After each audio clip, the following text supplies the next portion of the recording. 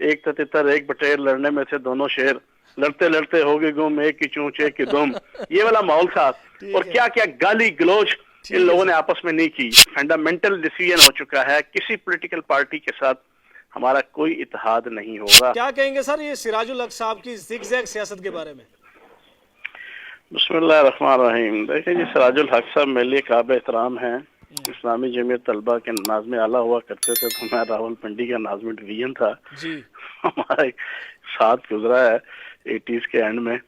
لیکن میں یہ سمجھتا ہوں کہ سادہ آدمی ہے، شریف آدمی ہے، جی، اور جو بیانات دیتے ہیں اور اس کے بعد جو عمل کرتے ہیں اس سے خود ہی جو ہے وہ لوگوں کو جو ہے وہ مذاق یہ کرنے سادگی کا۔ یہ تو سیاست ہوئی نا سر، پھر ہاں جی، یہ سادگی نہ ہوئی، پھر سیاست ہوئی ہے۔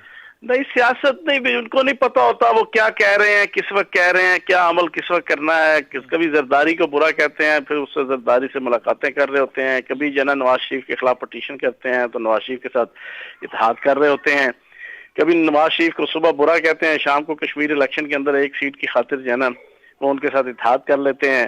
اب صورتحال یہ ہے، بیچاری جماعت اسلامی لاہور کے اندر جہاں پہ گڑھ ہے جماعت اسلامی کا، وہاں پہ جو ہے وہ 455 ووٹ آخری این اے کے الیکشن میں نکلے ہیں۔ اچھا، اس حد تک جو ہے وہ جماعت اسلامی کو پہنچا دیا گیا ہے۔ تو یہ انہیں سوچنا چاہیے کہ آپ نے 5 سال جس پارٹی کے ساتھ مل کے حکومت کی، اب جب آخری 1 مہینہ رہ گیا ہے تو آپ جا کے جناب ایم ایم اے کی آپ نے جو وہ پرانا دفتر کھول لیا، وہ ملا ملٹری الائنس جو ہوتا تھا پہلے، اور اس میں آپ نے اسی مولوی فضل الرحمان کے ساتھ جفی لگائی ہے، جس سے جفی لگتی بڑی مشکل سے ہے، اچھا، کیونکہ وہ سینہ بعد میں آتا ہے، پیٹ پہلے آ جاتا ہے۔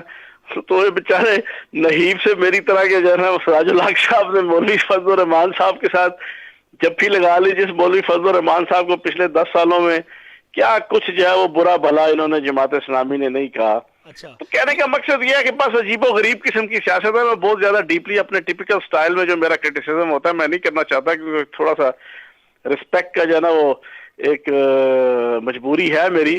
اچھا، لیکن پاکستان تحریک انصاف کا جو معاملہ ہے نا سینٹ کے حوالے سے، اس پہ سوالات اٹھ رہے ہیں، شکوک و شبہات کا اظہار کیا جا رہا ہے کہ بھائی پہلے جو زرداری کیا کہتے ہیں عمران خان صاحب کی نظر میں ملک کی سب سے بڑی بیماری تھا، اس سے انڈائریکٹ ہاتھ ملا لیا وزیر اعلیٰ بلوچستان کے ذریعے، اور سینٹ میں جناب لوگ خریدے گئے، ہارس ٹریڈنگ ہوئی، یہ معاملہ ہے۔ گو کہ آپ نے 20 لوگوں کو شو کاز نوٹس جاری کیا ہے، لیکن وہ یہ کہتے ہیں کہ جی چودھری سرور صاحب کے خلاف آپ کارروائی نہیں کر رہے، جنہوں نے ووٹ خریدے اور پھر وہ سینیٹر بن گئے۔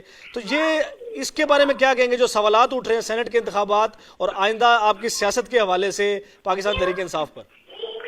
دیکھو ابھی انہوں نے کہا کہ اوپر سے جو ہے وہ حکم آیا ہے، انہیں کہا گیا، مجھے کہا گیا جناب پی ٹی آئی کی طرف سے کہ اوپر سے حکم آیا، پتہ نہیں اب یہ نیچے کے حکم کو جو ہے نا یہ ماننے کے عادی ہوئے ہیں جو ہے نا، شاید جو ہے نا جس کی وجہ سے اب یہ اوپر والے حکم کے اوپر کرٹیسزم کرنے لگے ہوئے ہیں۔ مجھے اب یہ بتائیں کہ خواجہ آصف کی تقریر جو ہے نا on the floor of the house قومی اسمبلی میں ساری دنیا نے سنی ہے، جس میں وہ سینٹ کے الیکشن کے اگلے دن اس نے کہا کہ یہ عجیب قسم کے جو ہے نا یہ سراج الحق صاحب لیڈر ہیں، یہ ہم مجھ سے اور باقی جو ہے نا نون لیگ کی لیڈرشپ سے پوچھتے پھر رہے تھے کہ کیا اسٹیبلشمنٹ اور فوج آپ کے ساتھ ہے کہ نہیں ہے، اگر ہے تو مجھے بتائیں، نہیں ہے تو بتائیں، ٹھیک ہے نا جی۔ کہنے کا مقصد یہ ہے کہ اپنے گریبان میں بھی تو جھانکے نا۔ باقی جہاں تک جماعت اسلامی کی بات ہے، میری عمر گزری ہے 20 سال جماعت اسلامی میں، میں سارے حالات و واقعات جانتا ہوں، بہت کھل کے کرٹیسزم کرنے سے میں تھوڑا سا اوائڈ کر رہا ہوں۔ اس حوالے سے فرمائیے گا سر۔ دیکھو ہم نے ایک آزاد امیدوار کے جو آپ کے سینٹ کے آزاد امیدوار تھے اور اس کو ہم نے آگے رکھ کے 20 ووٹوں والی اکثریت کی پارٹی کو مجبور کیا کہ بلوچستان جیسے ایک محروم صوبے اور ایک چھوٹے صوبے میں سے پاکستان کی ہسٹری میں پہلی دفعہ چیئرمین سینٹ جو ہے نا ایک چھوٹے صوبے اور اسپیشلی بلوچستان میں سے بنا۔ یہ پی ٹی آئی کی اور عمران خان کی ایک اچھی ٹیکٹکس تھی، پالیٹکس تھی، ملک کی بہتری کے لیے اور صوبے کی بہتری کے لیے، وہ ہم نے کیا۔ تو اس کے اوپر مجھے نہیں سمجھ آتی کہ جناب سراج الحق صاحب کو کیوں اتنی زیادہ جناب بے چینی۔ اس کا مطلب یہ ہے کہ آئندہ انتخابات میں جماعت اسلامی اور پاکستان تحریک انصاف کا اتحاد خطرے میں ہے؟ اور نہیں جی، پہلے بھی اتحاد نہیں تھا۔ کس نے آپ کو کہا کہ ہمارا اتحاد تھا پہلے الیکشن میں؟ نہ ہم نے پہلے پچھلے الیکشن میں اتحاد کیا، نہ اس دفعہ الیکشن میں اتحاد کرنا، انہیں نظر آ گیا تھا۔ میں آپ کے ساتھ ہی ہے سر؟ ہاں جی، خیبر پختونخوا میں آپ کے ساتھ ہی ہیں بھائی، وہ الیکشن کے بعد کا اتحاد ہے نا۔ الیکشن میں ہم نے کوئی 2013 میں ان سے کوئی اتحاد نہیں کیا تھا، اور پچھلے تقریباً 6-7 ماہ سے کلیئرلی کہہ دیا تھا جناب عمران خان صاحب نے کہ جناب ہمارا جناب جماعت اسلامی سے کسی قسم کا کوئی اتحاد نہیں ہوگا۔